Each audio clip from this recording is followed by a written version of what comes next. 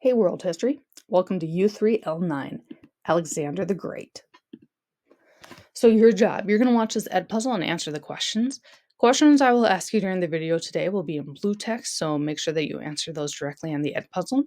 Any important concept will be in red text, so make sure you are writing that down in your study guide. And of course, if you have any questions, please let me know. I'm more than happy to help you out. So learning targets, students will be able to follow the influence of Socrates, Plato, and Aristotle on one another and Alexander the Great. Explain the basics of the Peloponnesian War. Explain the rise of the Kingdom of Macedonia. Explain who King Philip II and Alexander the Great were, and follow the timeline of Hellenistic age. So there are college classes dedicated to just Alexander the Great. And we're going to smash all that info into like 20 minutes. So first question, have you heard of Alexander the Great? If so, what do you know about him? So before we get to Alexander the Great, we're going to have to wrap up the whole Persian War thing. So last time we talked about the Persian Wars, which lasted from 499 to 449 BCE. We talked about how this was Persia versus the Greek city-states. Persia pretty much just kicked butt and defeated many of the city-states. Athens was still fighting, and they drove out the Persians in 477 BCE. Persia still remains a threat, and this would lead to another round of wars called the Peloponnesian Wars. So the Peloponnesian Wars lasted from 431 to 404 BCE. And it was Sparta and Persia versus Athens. You're probably like, wait a minute, what? Sparta and Persia became allies? That's crazy. Sparta was on like the Greek side. They're a Greek city-state. Why are they with the Persians? That's a really good question. So the reason why Sparta and Persia became allies is because Sparta, they couldn't defeat Persia. So Sparta was like, hey, let's become friends. So Athens built a giant wall around its territory and stationed navy ships around the coast. And it defended Athens for 27 years until this happened. So the Persian Empire was incredibly rich.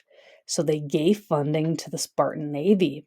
And the Sparta engineered even better ships than the Athenians. So Sparta whooped Athens' butts at their own game, which meant that they built the better navy ships. So Athens surrendered to Persia in 404 BCE. So again, here is a map of the Persian Empire. I'm sure you just love looking at this. I show this like every slideshow now.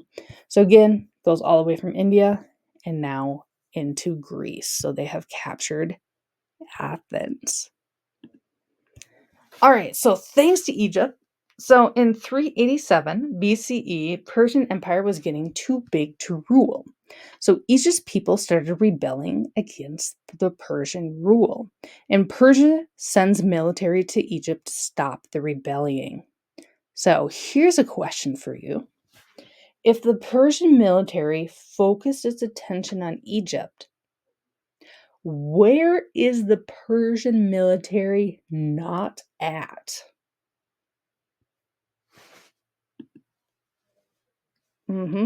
That's right. They're not in Greece anymore.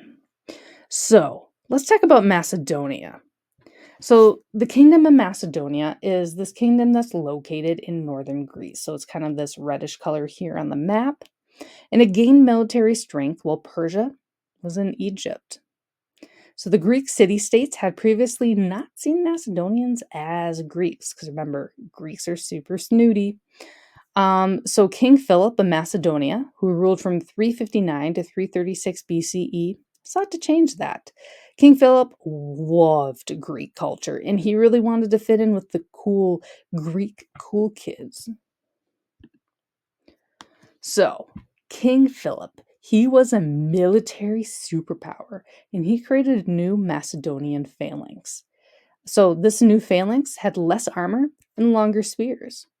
So here's another question. Again, just take your best guess. How would less armor and longer spears help his soldiers?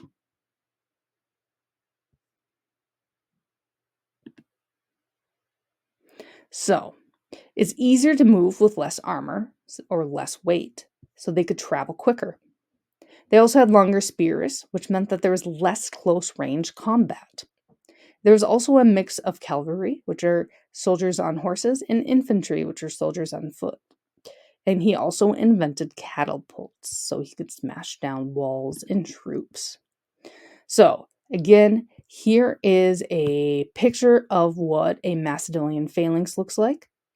So you can see like still that big wall of soldiers, but they have super long spears. So here is kind of a comparison. So here's the Greeks. Again, they still have the shields overlapping. They have the short spears. And the Macedonian also have shields overlapping, but they have huge spears. So, King Philip, he drove out the Persians from Greece and united the Greek states under the Confederacy of Corinth. But unfortunately, he was assassinated in 336 BCE. But his son Alexander comes into power. So, from here on out, instead of calling Alexander the Great, I'm just going to call him Alex because it's just easier, to be honest. So, before we talk about Alexander the Great, we are going to learn about some philosophers. So, way back in 399 BCE in Athens, there's this dude. He's right here. His name was Socrates, and he was a philosopher, and he lived from 470 to 399 BCE. And a philosopher is someone who studies and seeks to learn the truths and functions of the world. So he liked hanging around with young boys and teaching them philosophy. And he went on trial because he was thought to be corrupting the youth and he didn't believe in the Greek gods, which was a huge no-no. So Socrates argued he was being framed because some of the students that he was teaching were sons of politicians who wanted to overthrow the Athenian government. He ended up dying because he drank hemlock, which is a type of poison. This is what a hemlock plant looks like today, by the way. In the crowd was a very devoted student. His name was Plato, and he wrote down Socrates' teachings. And Plato filled in Socrates' teaching role after Socrates died, and he taught philosophy to a student named Aristotle. So Aristotle, who lived from 384 to 322 BCE, was the tutor of Alex.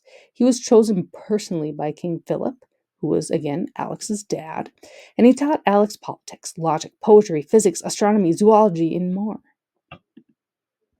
So Alex, he became king of Macedonia, including Greece, after his dad was killed. And the goal was to take over the Persian Empire. Alex wanted revenge against the Persian invasion of Greece during the Persian Wars between 499 and 449. In 334 BCE, Alex crossed into Anatolia and Mesopotamia, and it kicked Persia's butt. By 330 BCE, Alex had taken over all of the Persian territory. That's right, in 4 years, Alex took over from here in Macedonia all the way over here into India and down into Egypt. That was all Alexander the Great's territory. So, the Persian Empire, it's dead. It's now Alex's empire. So, Alex keeps former Persian government structure in place. So, here's a question, and again, just take your best guess. Why would Alex not want to change the former Persian government structure?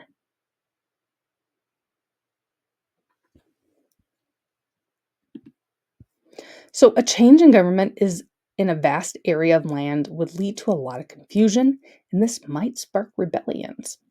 He also married several women from Iran for political ties to the Middle East. So he definitely used marriage as a political motivation as well. So he left Persian government in place, but he spread his Greek culture. Because you got to remember, right? His tutor was an Athenian, and his dad was obsessed with Greek culture.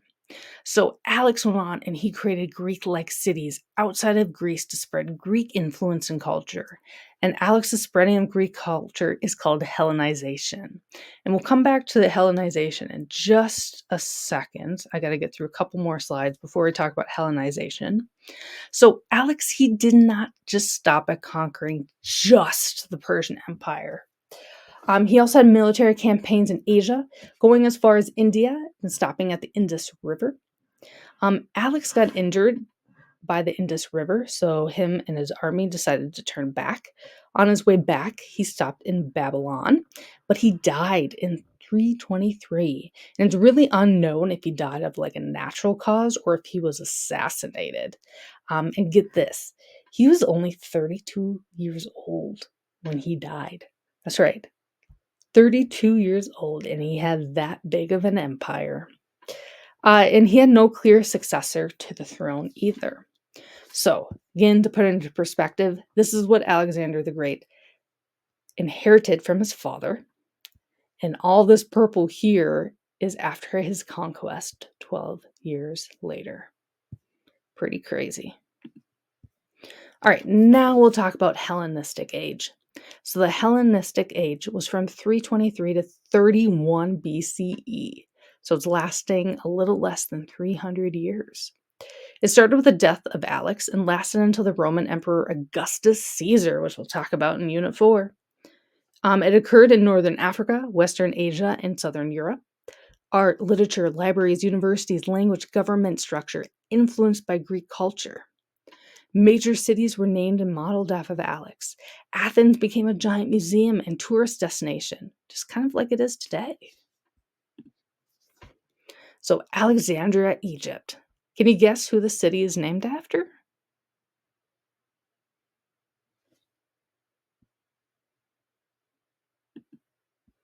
Yeah, it's named after Alex.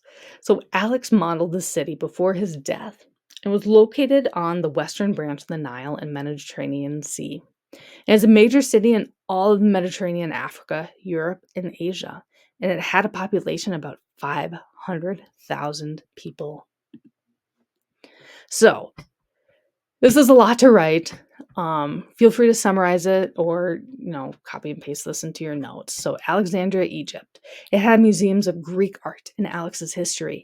It had universities for studying astronomy, physics, math, music, philosophy, and much more. It had giant lighthouses that could be seen off the Mediterranean Sea 30 miles away. And remember, they didn't have light bulbs back then. That was all fire. Had a library with hundreds of thousands of papyrus scrolls. And it was a public library, meaning anyone could check out the materials. It was not just for the elite. And there's always this kind of like big debate with like history of what happened to the Alexandria library. So some like 18th or some 19th and 20th century like historians were like, it burned down. That's why the Library of Alexandria isn't here anymore. But that's actually not true. It did not burn like previously thought.